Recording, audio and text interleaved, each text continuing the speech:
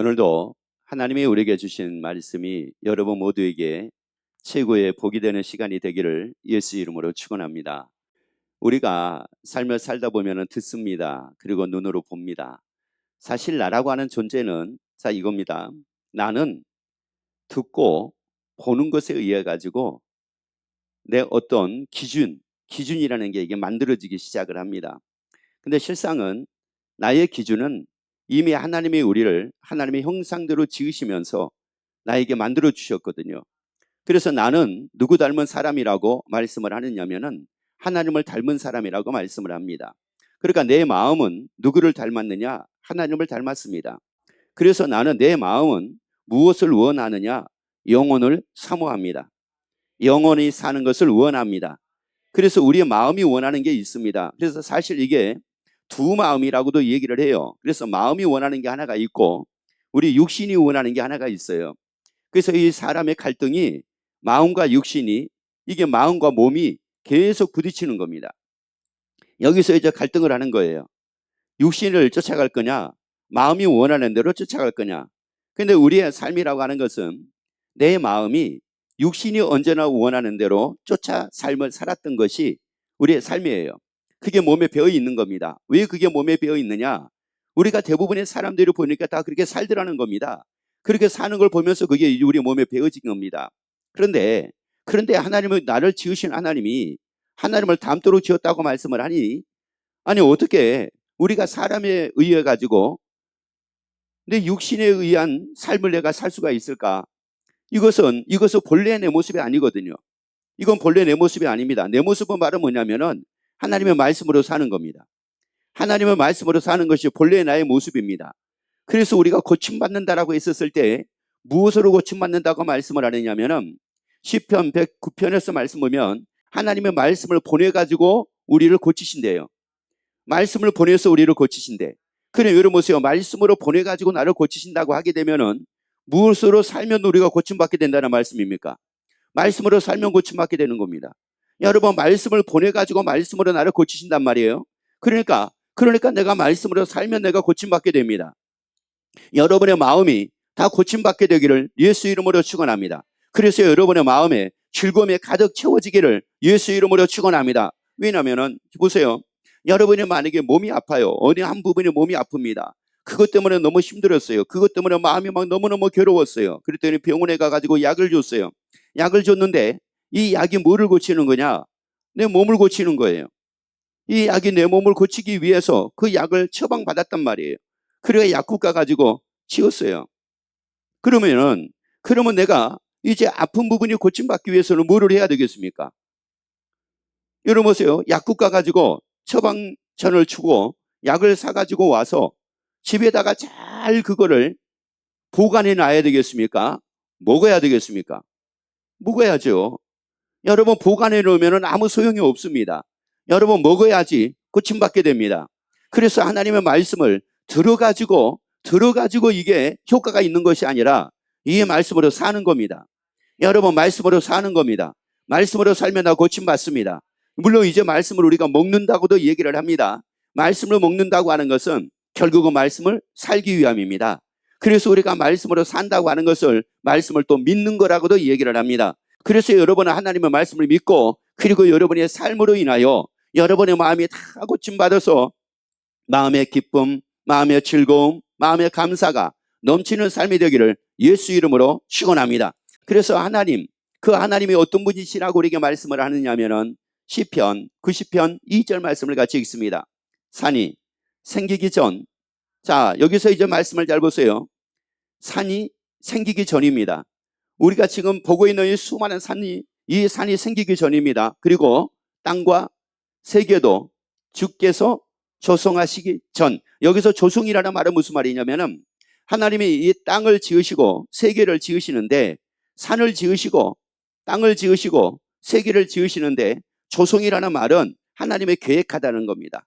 계획하다라고 하는 이 말을 쉽게 말씀을 드리자면은 여러분 집을 짓기 위해서는 먼저 집을 짓지 않습니다. 조감도를 먼저 그립니다. 조감도를 먼저 딱 그리고 설계를 먼저 하고 그리고 나서 설계를 한 대로 이제 거기에 맞게끔 집을 지어갑니다.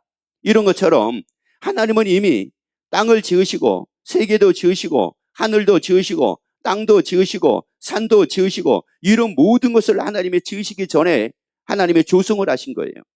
하나님의 계획을 하신 겁니다. 그래서 하나님의 계획을 하시고 하나님의 산을 지으시고 세계도 지으시고 땅도 지으셨기 때문에 여러분이 이 세계라는 이 세계를 보게 되면은 얼마나 이게 신비한지 알 수가 없습니다. 어떻게 낮과 밤이 그렇게 정확하게 그렇게 되어질 수가 있고 1년 365일이 어쩌면 그렇게 정확할 수가 있고 한 달이 어쩌면 그렇게 정확할 수가 있고 1년 12달이 4계절이 어쩌면 그렇게 정확할 수가 있을까? 그것은 하나님의 철저한 하나님의 완벽한 계획 속에 하나님의 지으셨기 때문에 그렇습니다.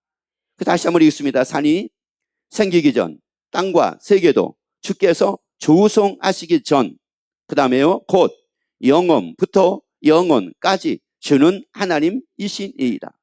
여러분 영원 전부터 계시는 하나님은 지금도 계십니다.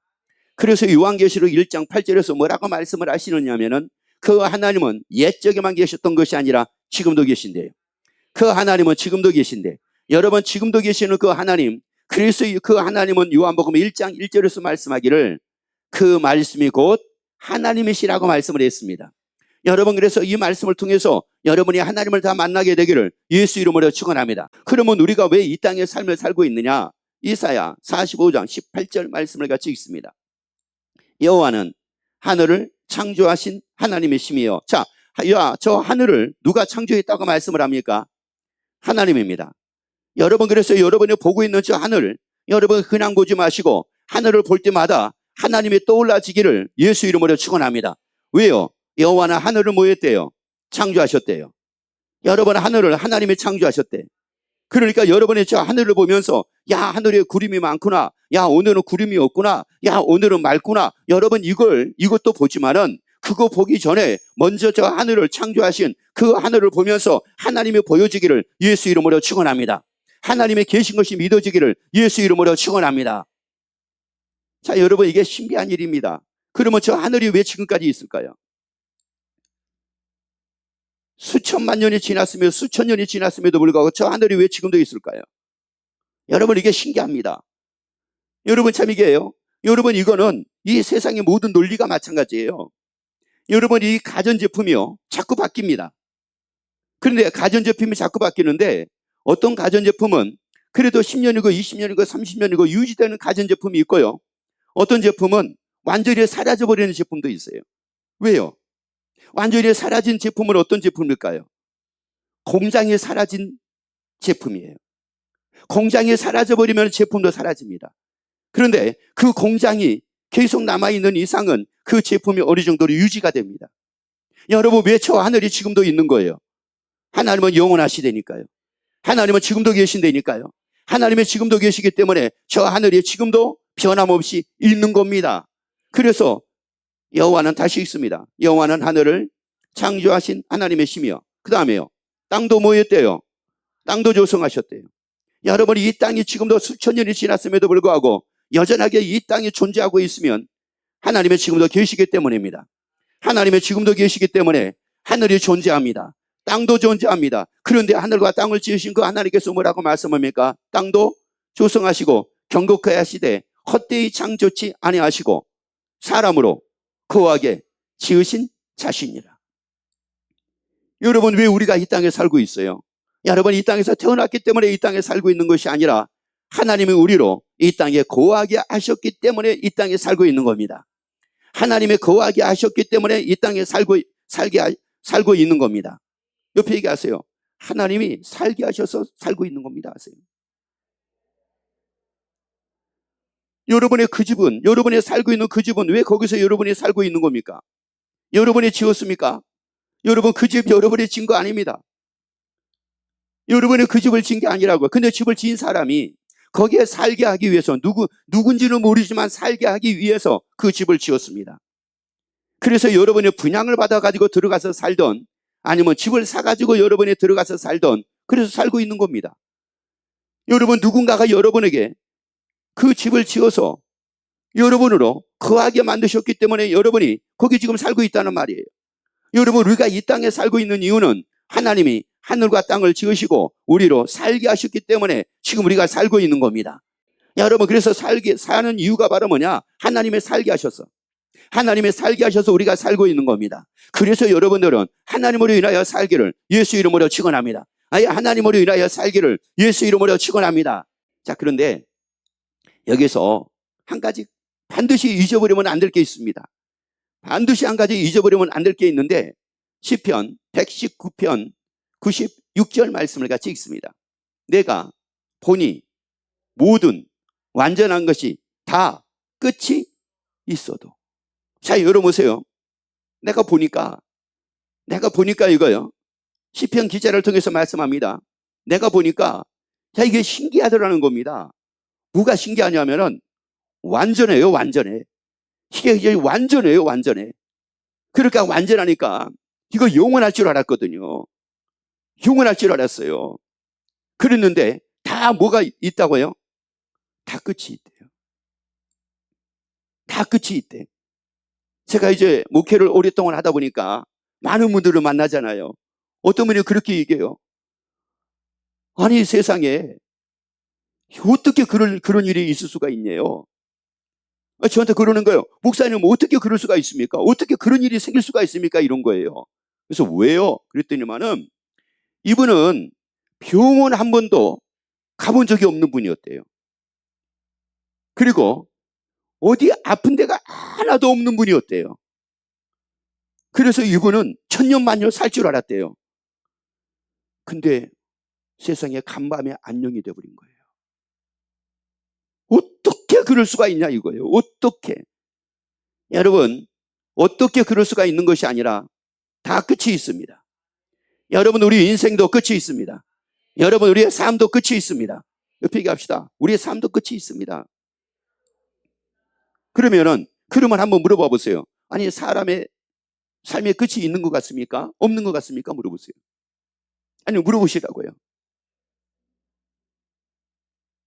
자, 여러분의 사람의 삶의 끝이 있는 것 같아요? 없는 것 같아요? 있어요. 삶의 끝이 있단 말이에요.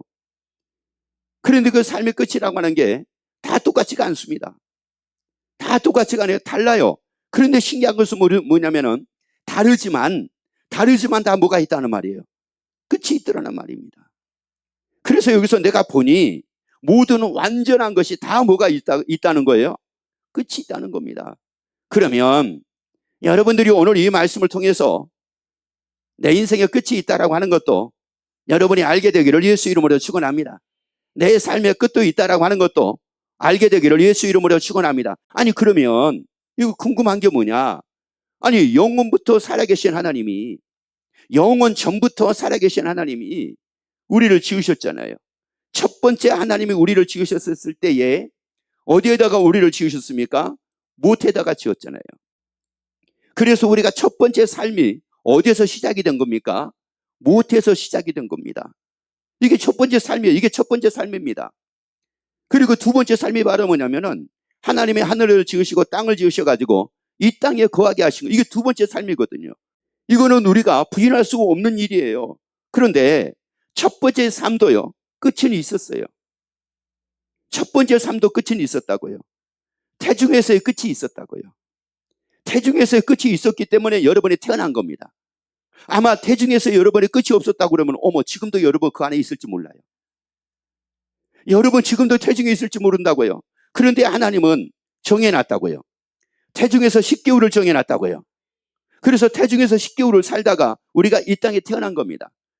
그래서 이 땅에서 두 번째 우리가 삶을 살고 있는데 이 두 번째 삶도 하나님은 뭐를 정해놨다고 말씀을 해요? 끝도 정해놓으셨대요. 자, 그러면 여기서 끝도 정해놨다는 말은 이제 죽으면 다 끝이구나. 여러분 이렇게 생각을 하지 마세요. 여러분 태중에서 10개월 있다가 태어나면 인생이 끝입니까? 아닙니다. 인생은 새로운 시작입니다. 아니, 태중의 10개월보다도 더 화려한 인생의 시작입니다. 더 아름다운 인생을 살게 됩니다. 더 보람 있는 인생을 살게 됩니다. 더 넘치는 인생을 살게 됩니다. 더 나은 인생을 살게 됩니다. 아니, 잘 모르겠으면 또 한번 옆에 물어볼까요? 뭐라고 물어보시냐면은 태중에 10개월이 더 좋았던 것 같아요? 태어나니까 더 좋은 것 같아요? 물어보세요. 태중에 10개월이 좋은 것 같아요? 태어나니까 더 좋은 것 같아요?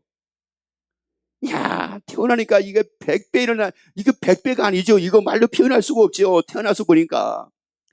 아니, 무슨 태중에서 산을 봤어요. 태중에서 바다를 봤어요. 태중에서 뭐 치킨을 먹었어요. 태중에서 뭐를 먹었어요. 물론 간접적으로 나는 간접적으로 체험을 했겠죠. 태중에서 어머니를 통해 가지고 어머니의 시야를 통해서 어머니의 귀를 통해서 어머니의 입을 통해서 간접적으로 내가 체험을 했지 직접적으로 내가 체험한 것은 아니라는 말이거든요. 그래서 하나님의 두 번째 삶을 살게 만드셨는데 아니 세상에 여기에도 뭐가 있더라? 끝이 있더라 이런 말입니다. 그럼 왜 하나님께서 모든 것의 끝을 이 하늘과 땅에 이 모든 삶의 내 인생의 모든 끝을 하나님이 왜 이걸 정해 놓으셨겠느냐는 말이거든요. 그러면 분명한 것은 태중의 삶보다 이 땅의 삶이 더 낫다는 이 말은 무슨 말이냐면 그렇다고 하게 되면 이 삶보다 이 땅에 사는 삶보다도 더 나은 삶이 있다는 말이에요. 이 땅의 삶보다도 더 좋은 삶이 있다는 말씀입니다. 더 영광스러운 삶이 있다는 말씀입니다. 자, 그래서 그러면은 끝을 정하셨으면은 이제 이 땅의 삶의 끝이 아니라고 하면은 하나님의 뭔가를 예비하신 것이 있을 거 아니겠습니까? 왜냐? 태중에서 우리가 삶을 살 때도 하나님이 하늘과 땅을 지으셔가지고 이 땅을 하나님이 예비해 주셔가지고 이 땅에서 우리로 살게 하신 것처럼 요한복음 14장 2절 3절 말씀 봅니다. 그래서 우리에게 예수님 말씀합니다. 네, 아버지 집에 거할 것이 많도다. 그렇지 않으면 너에게 일렀으리라. 내가 너희를 위하여 처소를 예비하러 가노니. 어디에다가 처소를 예비하러 가신대요? 하나님의 나라래요.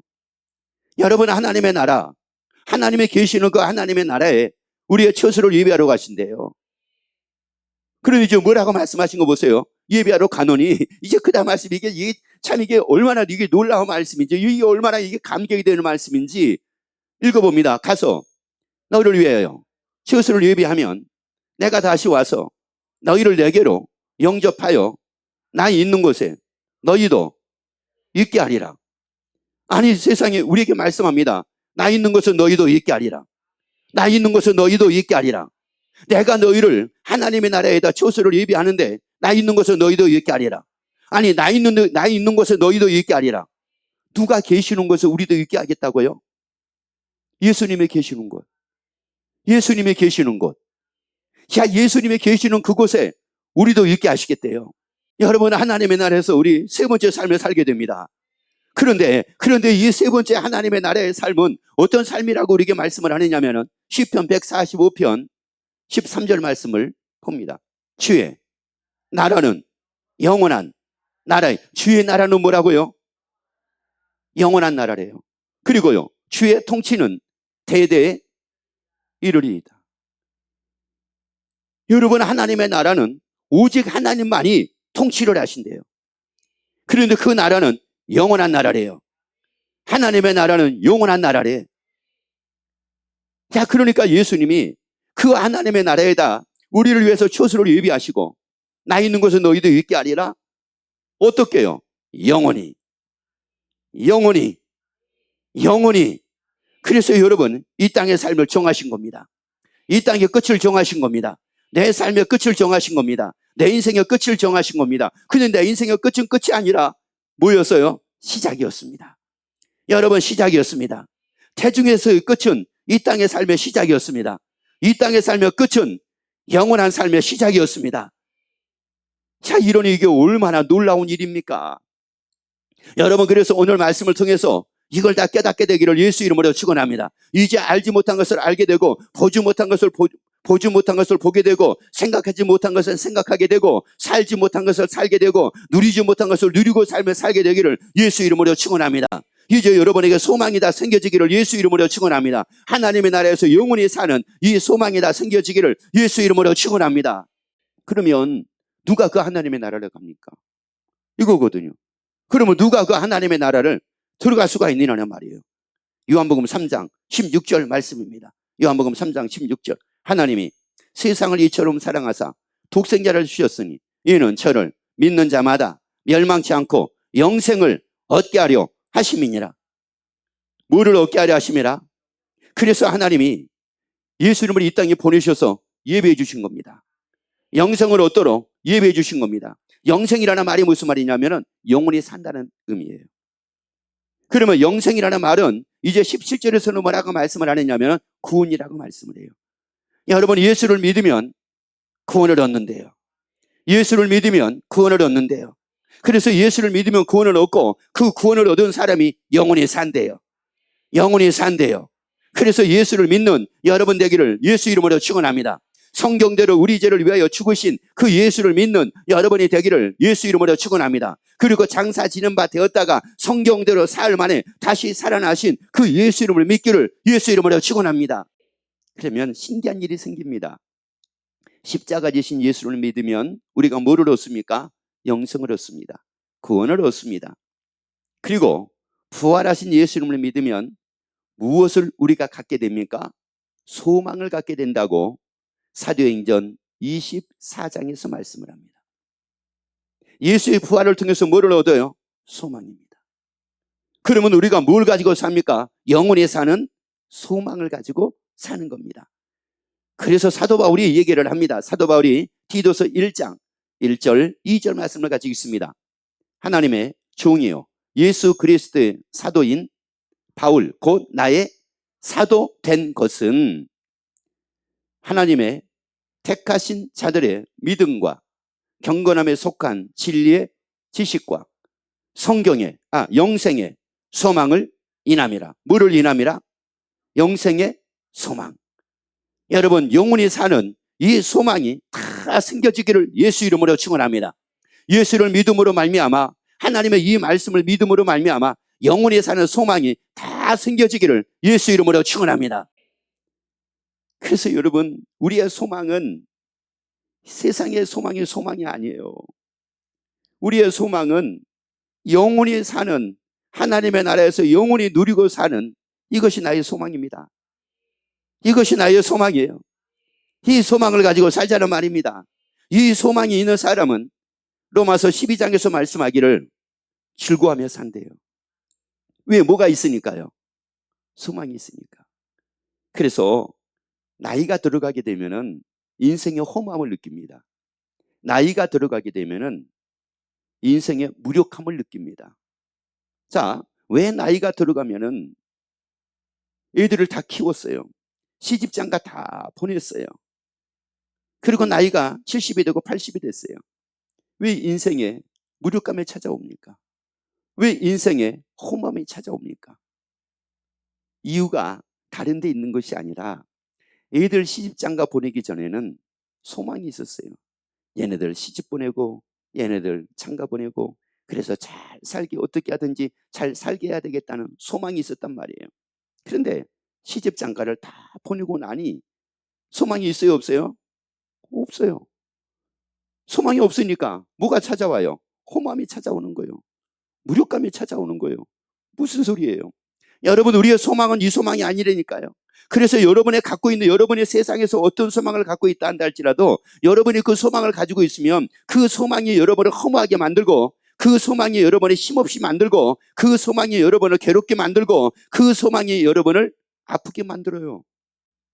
나는 아내에 대한 소망이 있었어요. 내가 아내에게 엄청나게 헌신을 했거든요. 그래서 아내가 이렇게 잘해 줄 거라는 소망을 가지고 있었다는 말이에요. 그런데 한때는 잘해 주더라고요. 그랬더니 나이 먹으니까 조금 소홀해지기 시작을 해요. 그러니까 뭐가 찾아오기 시작을 해요? 내가 괜히 했나 보다. 허무함이 찾아오기 시작을 하는 거예요.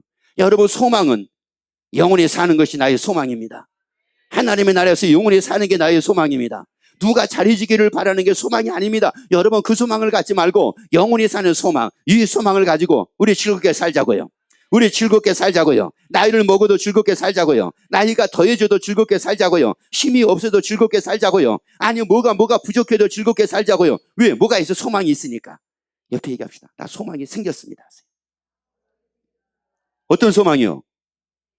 그렇죠. 영원히 사는 소망, 영생의 소망이란 말이요. 이 소망을 가지고 여러분의 즐겁게 사는 여러분이 되기를 예수 이름으로 축원합니다.